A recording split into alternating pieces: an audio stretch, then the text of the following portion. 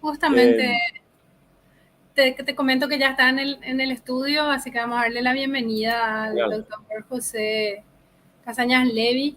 Y antes de agregarle al estudio, y decirle a los compañeros que nos están empezando a escuchar, que estamos con el ingeniero Germán Pankov. Le pedimos también que le den me gusta en la transmisión, que compartan y que respondan a esta pregunta. ¿Vas a pagar el estacionamiento tarifado o el aumento del peaje? Comentarnos un poco tu opinión sobre esto. Y bueno, ahora sí, entonces le damos la bienvenida. Muy buenas tardes, doctor José Casañas Levy. Gracias por acompañarnos en esta transmisión. ¿Cómo está? Muy buenas tardes, muchas gracias por la invitación. Saludos a ti, Mercedes, al ingeniero también. Un gusto poder compartir con ustedes. Bueno, muchas gracias por haber aceptado esta invitación de Tarima Digital PI. Estamos transmitiendo en vivo por YouTube, por Facebook y también por TikTok, donde te pueden escuchar pero no te pueden ver. Bueno, te paso, ingeniero, el micrófono entonces para la primera pregunta para el doctor.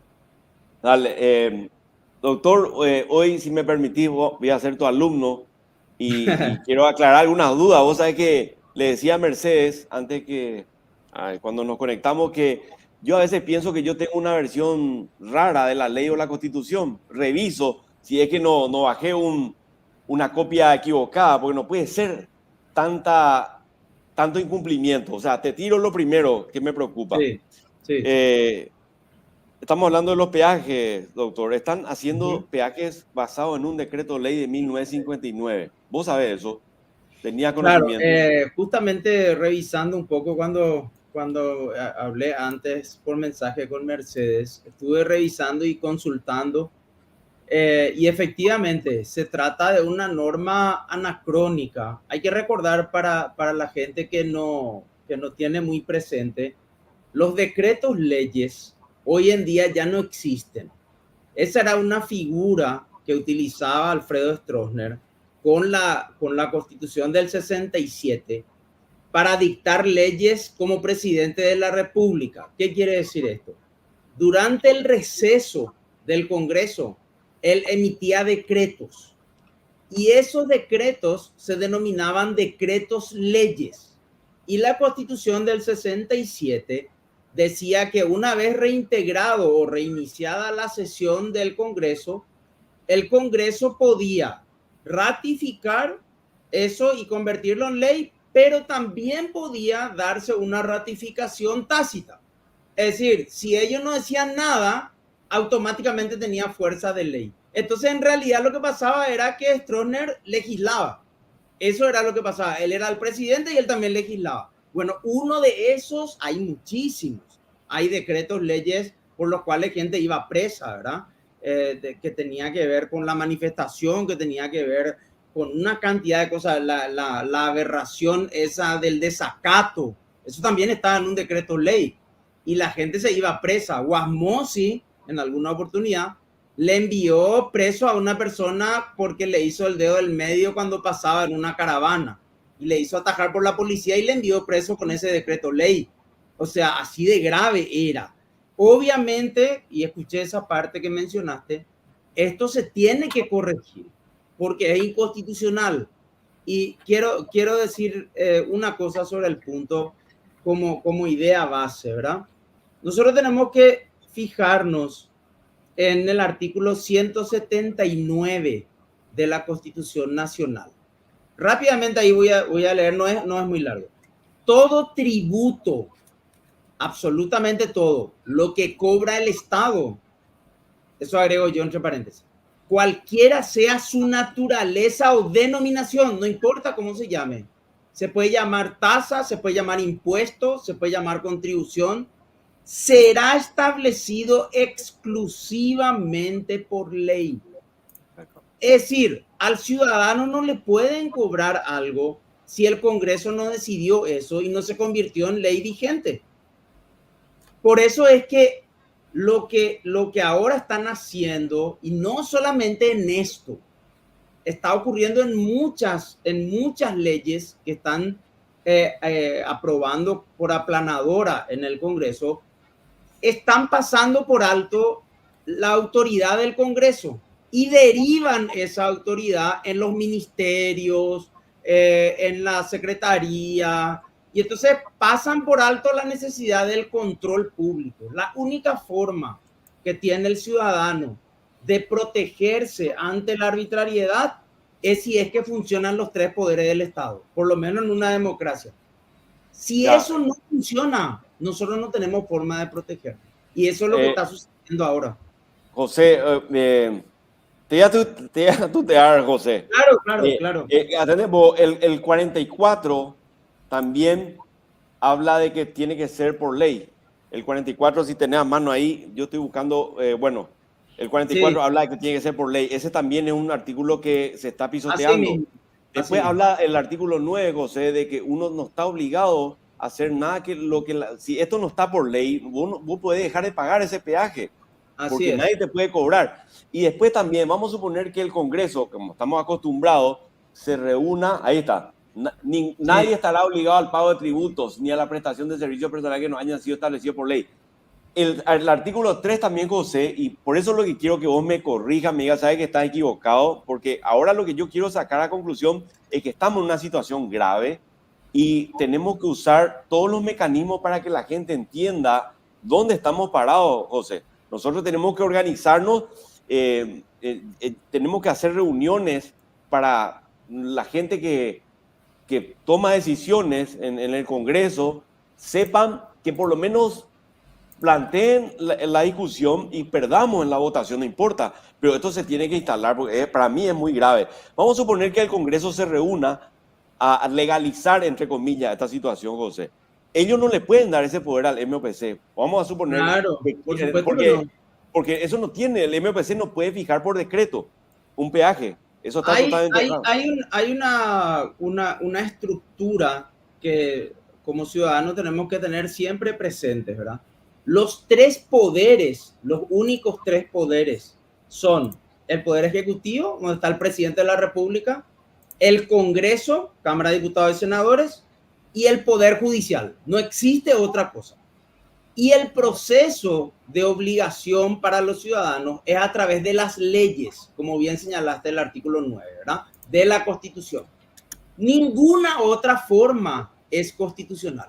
Yo no puedo decir, encárgate vos de los peajes, ministerio, porque el ministro es un secretario del Poder Ejecutivo, no es una autoridad que pueda tomar decisiones, salvo internas, según su carta orgánica, pero nunca para terceros y para la población. Y eso está ocurriendo hace ya muchos años. Hay varias leyes que están delegando en ministerios decisiones que tienen que pasar por el Congreso.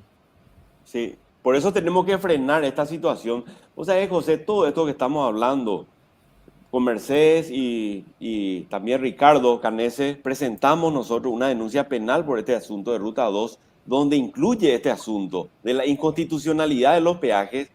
Hablo de la seguridad, o sea, bien completa es la denuncia, pero vos sabés que ahí entra en otra pregunta que quiero hacerte, ¿verdad? La Fiscalía no tiene un límite para, desde el momento que yo presento una denuncia, presentar algún tipo de resultado, porque tuvieron cajoneado 5 años el MOPC. Yo creo que el Metrobús, yo creo que hay una laguna ahí porque no está legislado que diga, o sea, en este caso lo que yo querría es que a lo mejor el juez de garantías, viste que dice el 290 del Código Procesal Penal, habla de que tiene 6 horas la Fiscalía de informar al juez de garantía. Se entiende que el juez de garantía es el director de esa investigación, el supremo, vamos a decir. Ahí tenemos un problema que está detectado ya, y en la Comisión Nacional de Reforma del Código Procesal Penal de hace unos 4 años, cuando tuve la oportunidad de trabajar, ese es uno de los puntos que nosotros señalamos como una falencia.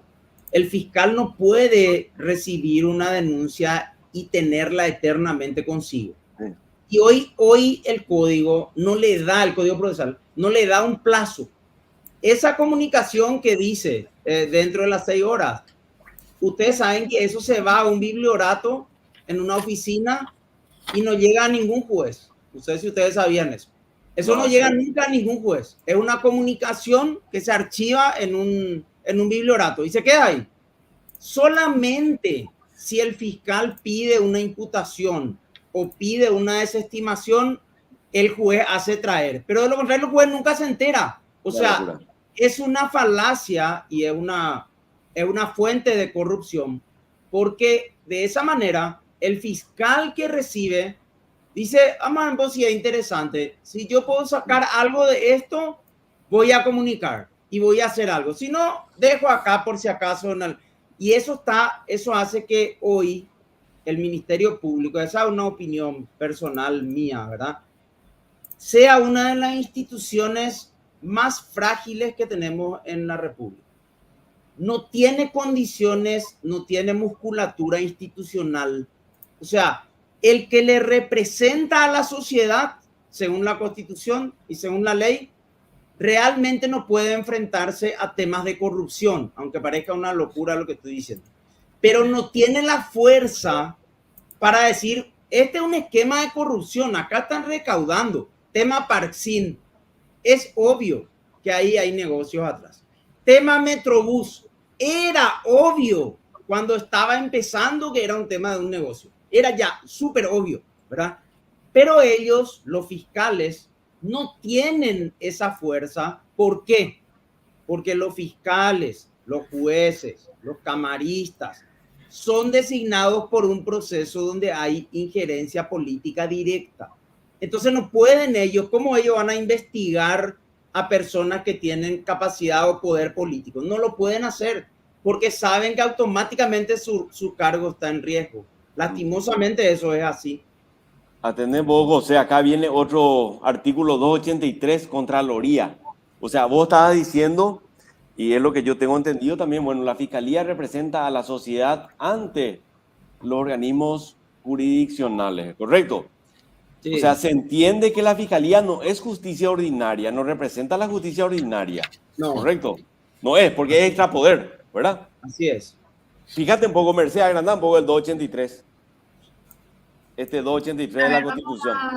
Ahí está. Dice, creo que vamos a ver mejor si comparto pantalla. Atendé. Los deberes y atribuciones de la Contraloría, del Contralor, dice, ¿verdad? 7 dice, denuncia ante la justicia ordinaria y al Poder Ejecutivo. ¿Dónde se lee ahí, José, Fiscalía? Se le mete a la Fiscalía en el medio y ahí tenemos el origen. O sea, nosotros podemos estar... Yo por eso suspendí ya hacer denuncia, porque me di cuenta que tenemos que ir al fondo. O sea, estamos hablando de que la Contraloría hace el jueguito y le lleva a donde nos tiene que llevar, que es la Fiscalía. Y ahí se queda en esa laguna de 5 años donde no hay ley y se queda ahí para que prescriba la denuncia. O sea, ahora, a mí una de las cosas que como ciudadano realmente me resultan muy desagradables es cuando vemos cosas como estas, como las que estamos citando, que son hechos notorios, donde hay algo atrás que no huele bien. ¿Por qué no funciona la Defensoría del Pueblo? Supongamos que la Fiscalía esté contaminada por el tema del Consejo de la Magistratura y todo ese tipo de cosas, la justicia, pero el 276 de la Constitución dice, el defensor del pueblo es un comisionado parlamentario cuyas funciones son la defensa de los derechos humanos, la canalización de reclamos populares y la protección de los intereses comunitarios. O sea, más que eso, yo no sé qué hay que decir al defensor del pueblo, ¿verdad? Digo nomás, tema Metrobús, tema Parksin, tema regulación de las mafias de buses, de líneas de buses. ¿Por qué el defensor del pueblo no se involucra? Ese es un tema de derechos humanos, porque tiene que ver con la vida de la gente, ¿verdad?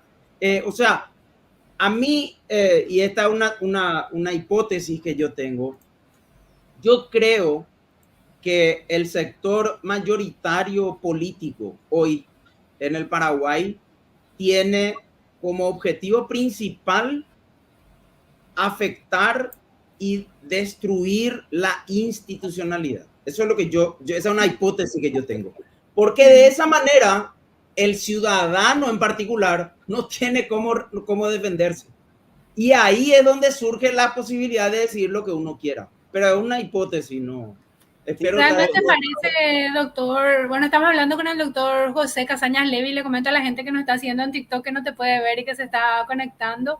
Y muchísimas gracias a los 2.700 me gusta ya que tenemos en TikTok. No se olviden de darle me gusta, compartir y también de hacer sus comentarios. Hay muchos comentarios de la gente, pero realmente da esa impresión. O sea, probablemente lo que nos está pasando es eso, que se está rompiendo toda la institucionalidad